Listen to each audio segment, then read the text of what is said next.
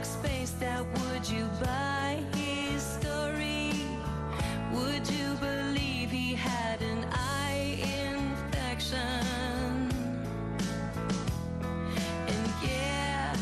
Hello, everybody. Welcome to the Atheist Experience. We are live. Today is January 11th, 2009. We've got, is it Jacek? Yes, hello. How you doing? How you doing? Yeah, it's good to be back on this. Yeah. Just a little while ago, a caller said that he did not know how to respond to the argument. Basically, the argument was that with atheism, there is no overall morality. You know, anything's acceptable to go. But with Christianity, you have a system of morality that is absolute and standard and good. I just want to give a quick response, which I find particularly effective to it. Okay, go for it. Basically, the problem when a Christian asks you this, he's basically giving you a choice. The choice is choose atheism, and you have no good morality, or choose Christianity, and suddenly you have this great set of morals. Yes, it's a false false dichotomy. The world doesn't dichotomy. really work that way. Essentially, what you need to do is you have to realize God either does or he does not exist.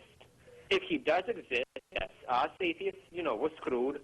We have no morals. Well, there actually exists a certain set of morals out in the universe, and we're going to hell anyway, so that's the least of our problems. However, if God does not exist, then basically we have a choice of either going by the morals set by a series of Bronze or Iron Age shepherds and nomads and warriors who, you know, trying to do the best they can, or we can go by the morals set about by the greatest philosophical and scientific minds for the past several thousand years of human culture. And I'd say that, you know, once you realize that the question is, does God exist or does he not? Once you answer that question, you came to the conclusion, yeah, probably God does not exist. That's when you see why we should adapt the atheist set of morals and not the Christian set of morals, assuming there is an atheist set of morals. But, you know, that's a whole different topic altogether. Yeah, and definitely a different topic. And while I like, I won't even knock it. I like the point that you're making, especially with reliance on the greatest thinkers that have come before us. I think that's one of the reasons why we see there's, you know, this idea that there's some kind of intrinsic moral code is, as far as I can tell, nonsense. But it sure seems that way. And the reason it seems that way is because we're all people. We're all similar.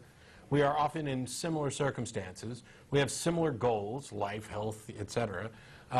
And so there are going to be similar solutions. And it shouldn't surprise anybody to find that I think it's bad for people to try and kill me. Why does that come as such a shock?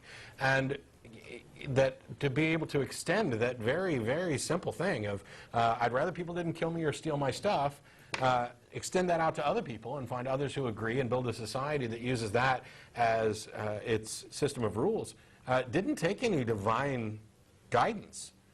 This is just, I mean, this is simple thought. Then when you expand on that by relying on what some of the greatest thinkers of the past few thousand years have come up with, you see that the moral codes have shifted, and they have shifted precisely as our understanding of action, cause and effect, and our perception of the extent of our actions has been understood.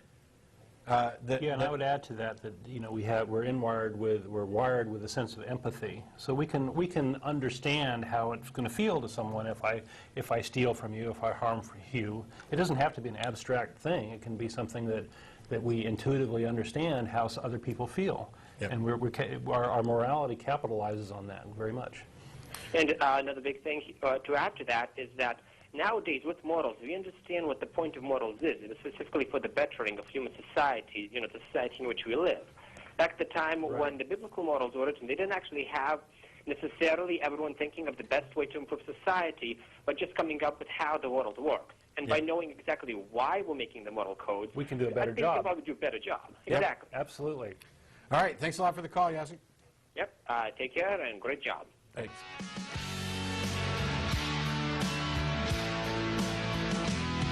If God had long hair